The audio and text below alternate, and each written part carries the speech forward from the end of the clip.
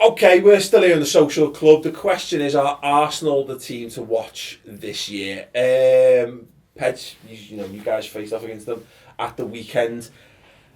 Are they all that, do you think? I didn't actually think they were that good against us. I just, the first half, because of Mr. Flappy Hands up behind here, God knows what role the American governments are going to give for him soon. Honestly. The secretary of Flappy Hands coming to you soon. The secretary of looking like you're falling from a great height. Okay. Yeah, basically, yeah. Oh, go to your room.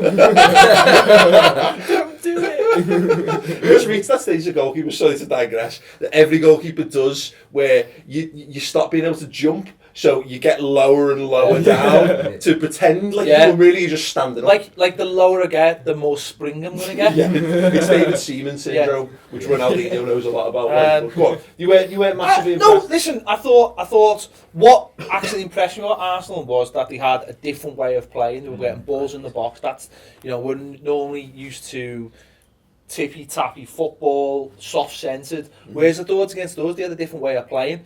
But I thought second half, when we had once we got the goal, that we really could have equalised, and a better team might have put them to the sword. Now, whether that's because they were overdoing it or there was a lack of belief maybe to finish the game out, I'm not sure. I mean, they just come off a fantastic game against Bayern Munich where they rode the luck but ultimately got the win. That's a different Arsenal from I'm used to. It's almost like he has, without telling anyone because he didn't want to acknowledge it, invited in this different way of playing. Yeah. And He's matured, hasn't he? He's matured. He's gonna say that's why I say it with some scepticism, because he's like 60 whatever. I think it was his 66th birthday the other day, and he's like completely matured his game management, and that's fantastic for Arsenal fans, because how many times have they been 2-0 up? And then before you know it, it's 2-2, and they're against like. You wonder if he's thought, because I'm firmly of the opinion that if they don't deliver on a major trophy this season, then they're going to have to change the manager anyway. And maybe he's thought, well, look, all my principles are sensational. It's lovely having principles, but I'd kind of like a trophy to show for it. You know what I mean? Just buy Jamie Vardy. Just a bit of Vardy, be the next Francis Jefferson. But I just think that I think that there's something about them that that could get them the title, but I'm not convinced that they've got that horrible cutting edge side where they will play really badly and just grind one out. I don't know if they've got that in them yet. I think you did, and I said this at the start of the season, which is why I made Arsenal my favourites for the title. It's Petr Cech for me. Having him in goal. There was that moment where Delafeu goes through, and there will be something that's gone on in his head and thought, I'm coming up against Petr Cech here. If I'm going to score, I'm going to have to hit this perfectly.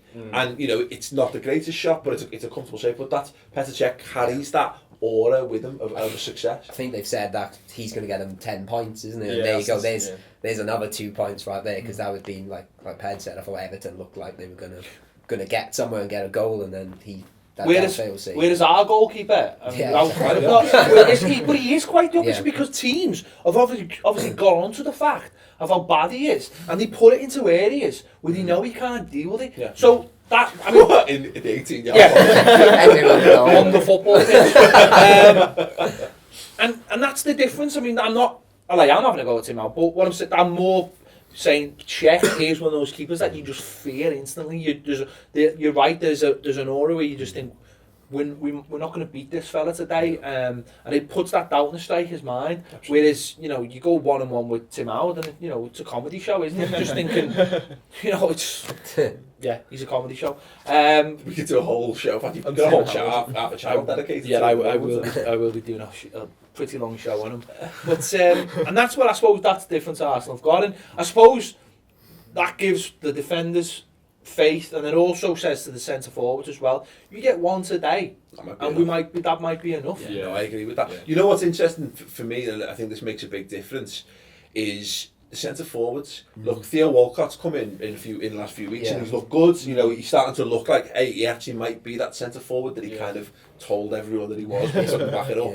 And then, we'll just drop him out. Bring Giroud in, and he gets the decisive goals, and the fact that they have the ability, because let's face it, that's you completely change your style of football if you're changing them as your centre forwards, and that's Arsenal haven't had that for the same reason for as long as they haven't had a good goalkeeper since the likes of like Thierry Henry and Bergkamp and Anelka maybe, and even going back to Ian Wright. I don't think they've had quality striking options, which I think we've got. And the Walcott-Giroud thing seems to have worked brilliantly over the last few weeks, because Walcott's just running the fences everywhere because obviously his pace, and then they're just bringing Giroud on and he's having a nice little stroll. And I think personally the most important thing about Arsenal is it's Sanchez, and it's not just his ability. He sets the standard. Yeah. And what he says to everyone else is, if you can't play at my level, then you're going to look embarrassed by how hard I work, because he works so hard.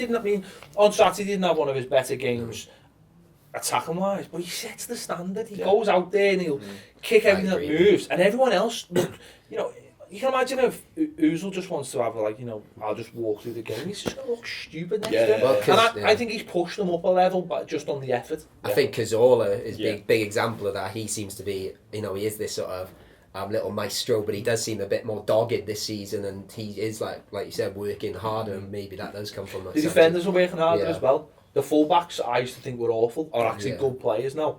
The centre-backs are good players now. And I'm concerned that Nacho Monreal looks a little bit too much like Petr Crouch for my liking. Like, it's just I can see that. He's Crouch-esque, isn't he? I think they definitely share a paternal grandparent. Keeps me up at night. It will now. I think Arsenal are well in there, and ultimately, I think the title's probably City's to lose. Yeah. But that will depend on the fitness of Aguero, and whether they can get Bonnie up and running properly as a replacement. I don't know. For me, if Arsenal want to win a trophy, they've got to get cover for Coughlin, because he's key. Completely, you can't argue that he's not key, because he creates so much space for Cazorla, like you say, to just do what he does. And then you need a world-class striker. Like, it's all good having this rotation between Giroud and Theo Walcott, but Walcott's goal return isn't as clinical as you might want it for a Premier League winning team. And Giroud just... teams can deal with him if they're organised properly. Like you wouldn't see Olivier Giroud going up to Sunderland and starting. So Sam Allardyce would know how to deal with him, and that's you just would. The interesting thing with Giroud, though, I was surprised to hear this. I think it was before the weekend, and apparently in the last 2 seasons, the only striker to score more goals is Sergio Aguero. Yeah. So you sort of go, whoa, that's a bit of a... Blimey. He is a good player, he gets He's a bit of a flat track bully, though, isn't he? Yeah, but if you want to win a league you need one of them, don't you? That's what I mean, Suarez did do it in big games as well, but he was the ultimate flat track bully. Cristiano Ronaldo was it for Manchester United years ago. Go and annihilate the teams that you're better than, and then worry about them. Put fear of God up everyone else. Absolutely agree with that. So if you're watching, let us know your thoughts. Is this going to be Arsenal's year finally in terms of winning the league title? Look, I know this is we're coming from a Liverpool fan. It's been 25 years. It's for Arsenal. You know what I'm talking about.